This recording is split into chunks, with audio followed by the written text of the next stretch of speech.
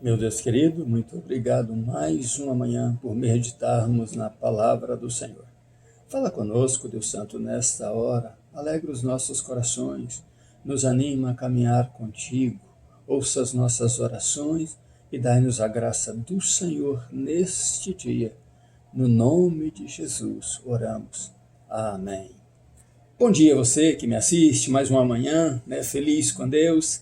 Deus nos despertou para mais um dia de alegria. Então vamos falar a palavra de Deus, depois de meditarmos nela. E o título da mensagem de hoje é Eu decidi ser cristão.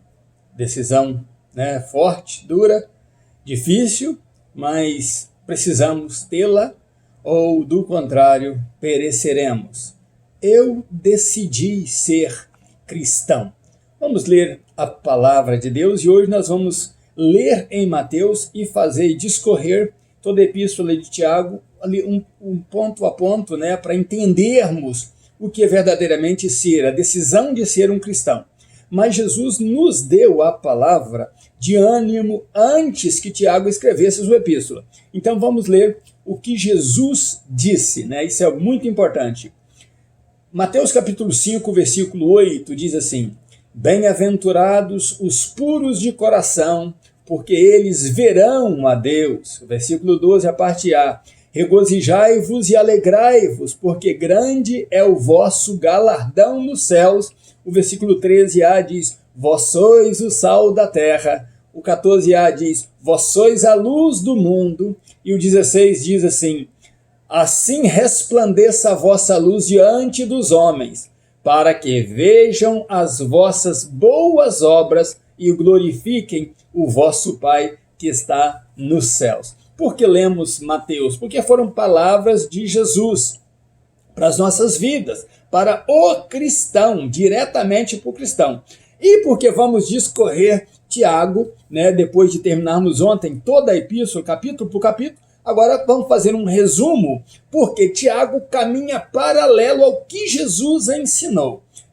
É muito importante a gente lembrar disso. Nós gostamos de dizer para outros, que Deus tem um plano para cada criatura, que Deus separou um projeto para cada um, que os projetos são diferentes, que nenhum projeto é igual ao outro, porque nenhuma criatura é igual a outra. Mas dizer para outros é fácil. Difícil é entender que esse projeto não é para outros, é para nós. Se é diferente para outros, é diferente para nós também. E que nós devemos caminhar nele e aceitar este projeto de Deus para as nossas vidas, depois que tomamos essa decisão de sermos cristãos. Tem um ditado do Brasil que diz assim: falar é fácil, mas o difícil é fazer. Tem uma senhora que dizia, muito amada, que dizia: falar até papagaio fala, eu quero ver o papagaio escrever. Então, esses são os ditados que fazem jus, que verdadeiramente são coisas difíceis, porque falar é fácil, o difícil é cumprir aquilo que falamos, e a Bíblia diz que nós devemos ser cumpridores daquilo que diz na palavra de Deus, e não só ouvintes esquecidos, devemos ser praticantes. Então é muito bom lembrarmos disso aí, não só falarmos aos outros, mas vivermos em prática aquilo que falamos com os outros, porque o nosso testemunho é muito mais forte do que as nossas palavras. Por isso precisamos pregar o evangelho com as nossas atitudes. Precisamos falar aos outros aquilo que nós somos para Cristo, para que eles vejam as nossas boas obras, como disse Jesus, e então queiram praticá-la, queiram fazer aquilo que nós fazemos, porque vem benefícios espirituais naquilo que fazemos e benefícios físicos, aquilo que vivemos na vida espiritual.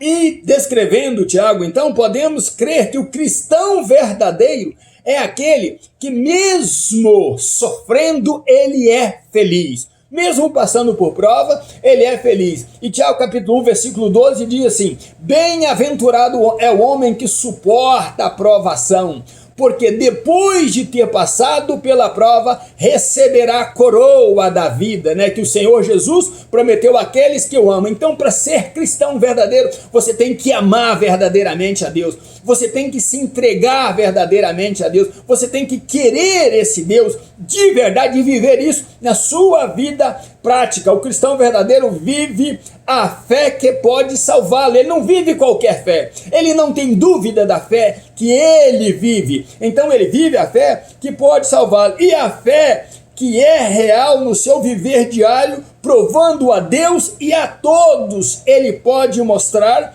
que na prática ele é um salvo. Então, como assim na prática? Fazendo obras, vivendo aquilo, né? Diretamente mostrando a Deus e aos outros: não, eu sou cristão, esta é minha vida prática, de fazer obras, de ajudar o próximo, de querer o melhor para o próximo, de não invejar o próximo, de querer ver o meu próximo feliz com Deus. Eu vou vivendo isso na prática e eles verão que eu sou salvo, e Deus saberá que eu estou praticando a minha fé que me salva aqui nessa terra. Então Tiago capítulo 2, versículo 24, diz: vês então que o homem é justificado pelas obras e não somente pela fé. Lembre dessas palavras e vês que o homem não é justificado somente pela fé, mas pelas obras também. E quando você faz o bem a outra pessoa, diante de Deus e diante dos homens, você está fazendo um bem maior à tua alma também, diante de Deus e diante dos homens. Então o bem que você faz aos outros é maior, não para eles, mas para a tua própria alma. É o exercício da tua fé. E você precisa viver isso de forma prática, não só falar de fé, mas deixar que os outros vejam que a tua fé é acompanhada de obras também, né? E o que você semeia, você colhe diante de Deus, né? O que você faz, você colhe diante de Deus. Deus quer que você tenha frutos bons. Ele te ensinou a ser frutífero nesta vida. E se você controlar a si mesmo, se você balancear sempre o que você faz, o que você fala, o que você pratica, as tuas ações, você será um homem perfeito diante dos homens e diante de Deus. Deus se agradará de você e os homens também se agradarão, porque todo mundo gosta de uma pessoa equilibrada. E a outra coisa, guardando sempre as tuas atitudes, a tua fala, você vai cumprir o que a Bíblia diz, que está em Tiago capítulo 3, que da mesma boca saem bênção e maldição, e isto não convém que o cristão viva assim.